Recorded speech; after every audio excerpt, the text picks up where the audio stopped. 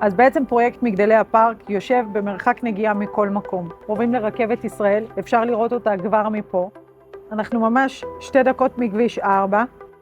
המבנים שאתם רואים שמה, זה מבנים של פארק ההייטק. כבר התחילו לבנות את פארק ההייטק. אתם צריכים להבין שאתם נמצאים במקום עם צפי ההשבחה מאוד גבוה, כי יש לכם פה גם את פארק ההייטק, גם את כביש 4, גם את הרכבת. בחלק המערבי של הבניין אנחנו יכולים לראות שהמתחם יושב סמוך למרכז המסחרי, יושב על רצועת הפארק המרכזית של השכונה. אנחנו קרובים רק 1.5 קילומטר אווירי מהים. יש לנו פה מוסדות ציבור, שזה גני ילדים, בתי ספר ובית הכנסת, ודקה יציאה מהשכונה.